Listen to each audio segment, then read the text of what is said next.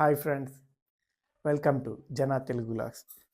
కోటి కోసం కోటి విద్యలు అన్నట్టు మనిషి పొట్టకోటి కోసం ఎన్నో విచిత్రమైన వేషాలు, విచిత్రమైన పనులు చేస్తుంటాడు.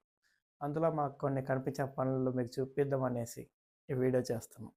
మరి మీకు ఎలా అనిపించిందో కామెంట్ రూపంలో తెలియజేయండి. అలా మేము బతుబాటులో ప్రయాణిస్తూ నానక్రమ్ కూడా వచ్చాం. అక్కడ మాకు కనిపించిన ఈ దృశ్యాన్ని మీతో పంచుకుందాం అనేసి వీడియో చేస్తున్నాను. ఒకవైపు ఉద్యోగాల వేట, మరోవైపు చేపల వేట, రెండు పొట్టగొట్టి కోసమే. దొరికిందా ఇది సస్తాది, దొరక్కపోతే అది సస్తాదే. చూడండి, ఇక్కడ చూసుకుంటే ఒక 100-200 మంది ఇక్కడే ఉన్నారు. ఓపెన్ ఇంటర్వ్యూ ఉన్నట్టుంది. పాపం 2-3 గంటల నుంచి ఇక్కడే ఎండలోనే వెయిట్ చేస్తున్నారు. వాళ్ళ కోసం ఒక షెల్టర్ కూడా అరేంజ్ చేయలేదు. లోపలికి వెళ్ళి తీద్దామంటే అలో చేయలేదు. అందుకే ఇక్కడ దూరం నుంచి తీస్తున్నాను. ఎగ్జాక్ట్ దీని ఆపోజిట్ లోనే చూడండి, ఈ రోడ్డు దాటంగానే అక్కడ చిన్న చెరువు లాంటిది ఉంది. అక్కడే చేపలు పడుతున్నారు. కొంచెం ట్రాఫిక్గా ఉంది. నేను మెల్లగా వెళ్తున్నాను. వీడియోని బ్రేక్ చేయకుండా చూస్తూ ఉండండి. చూడండి ఎంత ట్రాఫిక్ ఉందో ఇక్కడ. ఇటువైపు ఏమో చూడండి, మనం చూసుకుంటే ఇక్కడ పెద్ద పెద్ద బిల్డింగ్లు అన్ని సాఫ్ట్వేర్ ఫీల్డ్వే ఉన్నాయి. ఇక్కడ చూసుకుంటే ఈ చిన్న చెరువులో చూడండి వచ్చేసాం మనం. ఇప్పుడు పక్కనే పాన్ డబ్బా ఇవన్నీ ఉన్నాయి. చూడండి ఈ చిన్న చెరువులో ఎంతమంది ఉన్నారో చూడండి, చేపలు పడుతున్నారు. వీళ్ళందరూ కన్స్ట్రక్షన్ వర్కర్లేమో. అక్కడ పక్కన ఒక బిల్డింగ్ కన్స్ట్రక్షన్ అవుతుంది. వాళ్ళకి మెటీరియల్ లేకపోతే వర్క్ లేదేమో, అందరూ వచ్చి చేపలు పడుతున్నారు. అందరూ నార్త్ సైడ్ వాళ్ళే ఉన్నట్టున్నారు. ఒక్కరు కూడా తెలుగు వాళ్ళు లేరు. అంతా బీహారీ, ఒడిషా అటువైపు వాళ్ళే, యూపీ వాళ్ళే కనిపిస్తున్నారు. తెలుగు వాళ్ళు ఒక్కరు కనిపించట్లేదు. ఇదిగోండి ఈయనైతే చూడండి ఏకంగా వాళ్ళ కొడుకునే వేసుకుని వచ్చేసాడు చేపలు పడడానికి. నేను ఎప్పుడు మొత్తం వీడియో తీద్దాం అనేటప్పటికే ఆ చేపలు పడడం లేదు. వీడియో ఆఫ్ చేసేటప్పుడు చేపలు పడుతున్నాయి. ఇదిగోండి ఒక చేప దొరికింది వాళ్ళకి.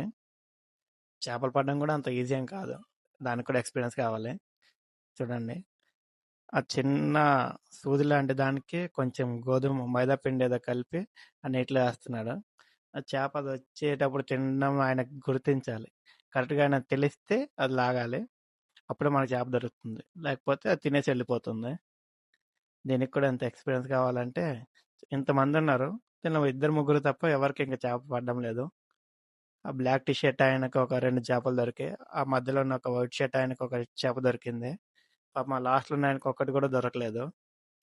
ఈ పిల్లాడితో వచ్చిన వాళ్ళ ఒక ఆయనకైతే 4 చేపలేమో దొరికాయి.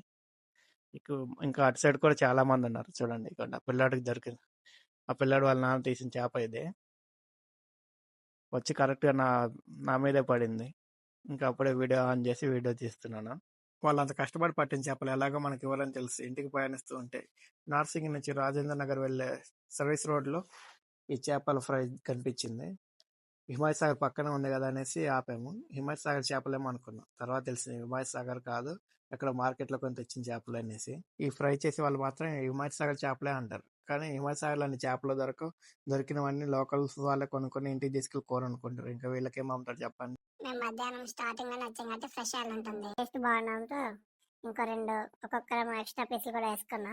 మా వాళ్ళు పాంప్లెట్లు ఇంకా వేరే ఏమో వేసుకున్నారు. మనకి ముళ్ళు అంటే భయం కాబట్టి అపోలో ఫిష్ వేసుకున్నాం. ఆ రోజు అలా గడిచిపోయింది. Please like, share and subscribe జనా తెలుగు లాగ్స్. Thank you.